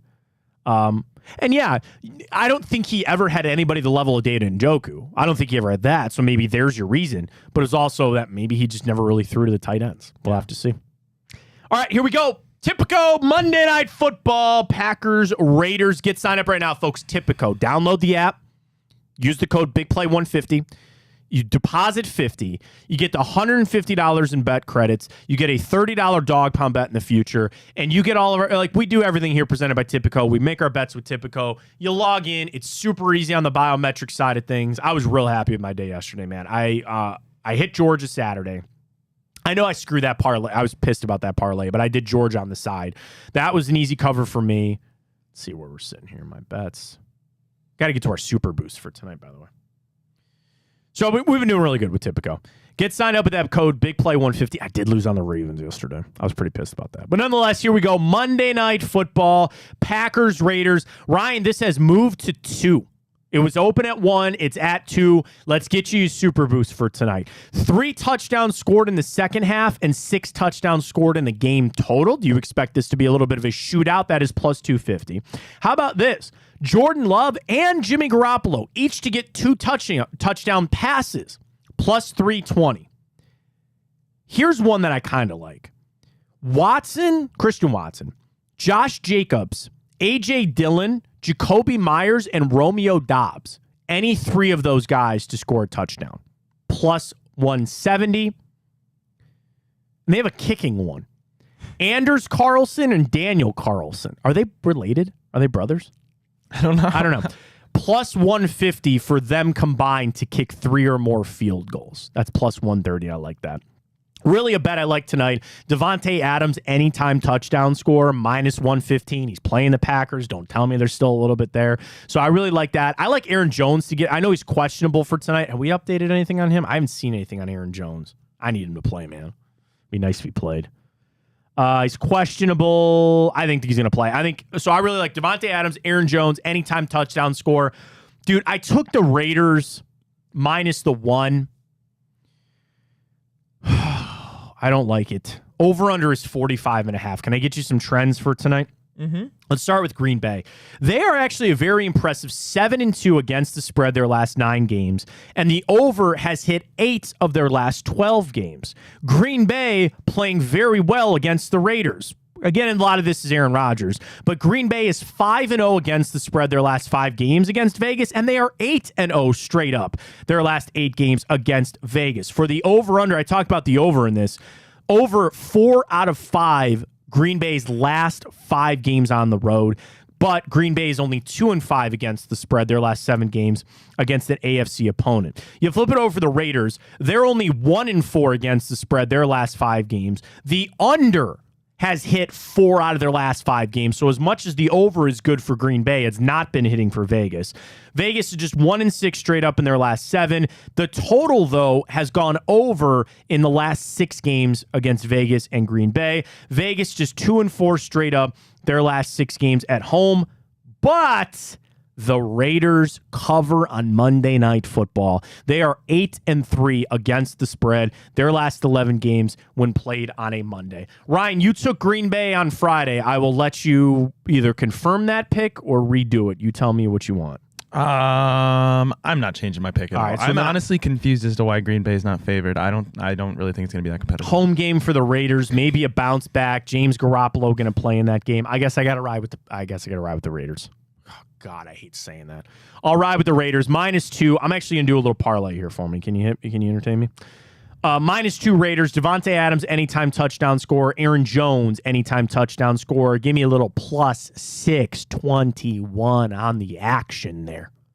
Well, and if they're going to score, maybe I take a little over on the alternate spread or alternate over-under. Maybe I'll line that up. Tipico, Big Play 150. Use that code. Get signed up and enjoy the game tonight. Back tomorrow for another full show from 9 to 11. We'll hear from Kevin Stefanski. I'm assuming a little update on Deshaun Watson today, but the big question will be, they practiced today. off the bye. So we'll see if he's out there at practice. Don't forget, Chico coming up 12 to 2. Stream on the iHeart app. Stream us on Facebook and Twitter and YouTube as well. And then the Reflog show live tonight as well. Appreciate everybody tuning in this morning and enjoying the show. Again, Chico coming up at noon. And we'll talk to you on a Tuesday edition of the Matt Fontana Show right here on Big Play. For Ryan Tyler, I am Matt Fontana. Monday in the rearview mirror. And as always, take it easy.